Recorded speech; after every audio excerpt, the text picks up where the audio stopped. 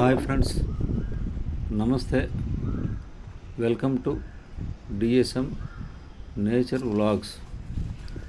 ఈ వీడియోలో మీరు చూస్తున్నది మాకున్న మామిడి తోట. ఇది సమ్మర్ కాబట్టి మన తెలుగు రాష్ట్రాల్లో విరివిగా మామిడి పండ్లు ఎక్కడ పడితే అక్కడ దొరుకుతాయి. మీరు ఎక్కడ రోడ్డు మీద చూసినా మామిడి పళ్ళే కనిపిస్తాయి. అసలు వేసవి అంటేనే మామిడి పళ్ళకు ప్రత్యేకత.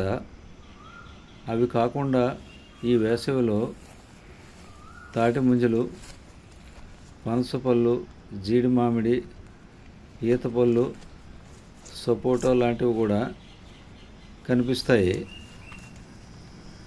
మాకు ఒక అర ఎకరం వరకు మామిడి తోట ఉంది. మా తోటలో కొన్ని చిన్న చెట్లు, అనగా తక్కువ వయసు కలవి, అంటే ఇవి వేసి ఇంచుమించు 4-5 ఇయర్స్ అవుతుంది.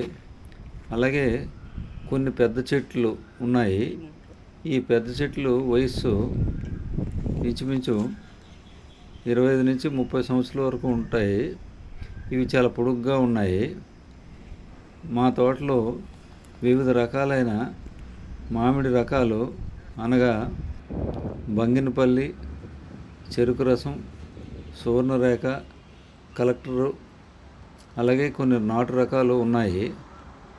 సాధారణంగా మామిడి చెట్లు జనవరి, ఫిబ్రవరి నెలలో పూత పూస్తాయి. అవి ఏప్రిల్, మే, జూన్ నెలలు వచ్చేటప్పుడు వాటి పిందెలు కాయలుగా మారి ఎక్కువగా మనకి మే, జూన్లో మార్కెట్లో మామిడి పండ్లు దొరుకుతాయి. అయితే మా తోటలో మామిడి చెట్లకు ఏ విధమైన రసాయన ఎరువులు కానీ, పురుగు మందులు కానీ మేము వాడము. అవి నేచురల్గానే పెరుగుతాయి. వేసవిలో వచ్చే అకాల గాలికి, వర్షాలకు చాలా వరకు మామిడికాయలు రాలిపోతాయి.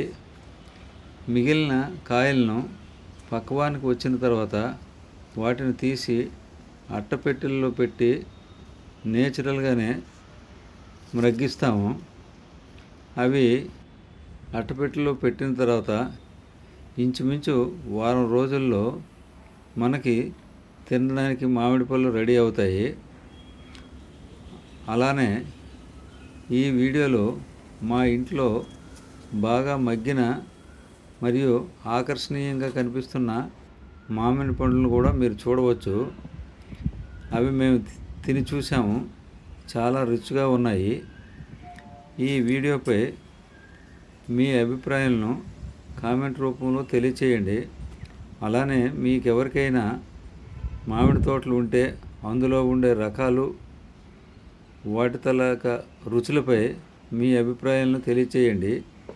ఈ వీడియోను లైక్ చేయడం, షేర్ చేయడం మర్చిపోవద్దు. మరిన్ని ఇంట్రెస్టింగ్ వీడియోస్ కోసం మా ఛానల్ను తప్పకుండా సబ్స్క్రైబ్ చేసుకోండి.